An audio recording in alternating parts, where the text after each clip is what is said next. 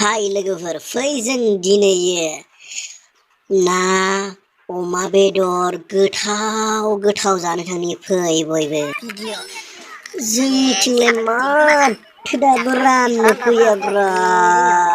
उखैनाया थानोनो हाला आयु बे सावगारिया जाहैबाय मुसलपुर पारिस बाक्सा जिल्ला बिटिआरनि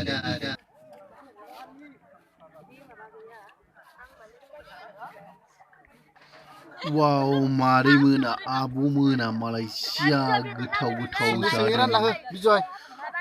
मा जादोंब्रा अमा बेदर मानो जाग्रोनाय दा जागौमोन ना भिडिअ खालामलांग्रा थानाय आयु अमा बेदर ना आरो लाब्रा दं सालाद दं नामाथाय वाव बिसोरनि जानायखौ नुना आंनि सालायनिफ्रायसो दै गलायबाय वाव जानो लुगैसोबाय आंहाबो आयु फैसा हावलि बादा वाव अमा बेदरखौ नुना सालायनिफ्राय दै गलायलांबायलां जानो लुगैनायानो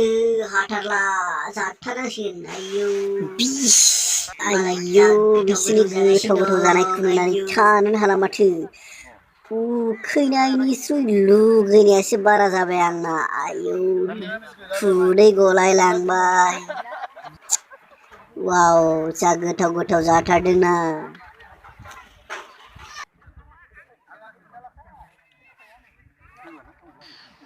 रानग्राफ्रा मेंलाय लांबाय दांलै नै सासे सोंथिंगासिनो दं सजन जादों साननांगोन ना दायो वाव नै बाबु मोनाबो जि गोथाव गोथाव जासोदोंब्रा आयु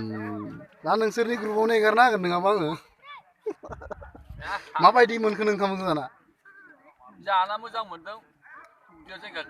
मा जाखो अमा बेदर ओमफ्राय कबि आलु ओमफ्राय मा माइरंबा मिथिया दे जाबाय था होमबा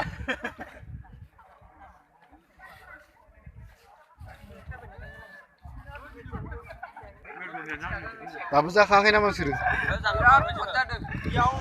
बाप हिर'फोरनि ग्रुप नामा बेलाय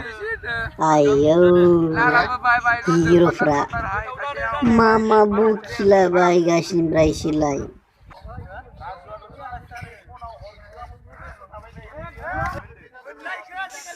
जाखांनानै हले प्लेटआ गावबा गावसो लांनांलै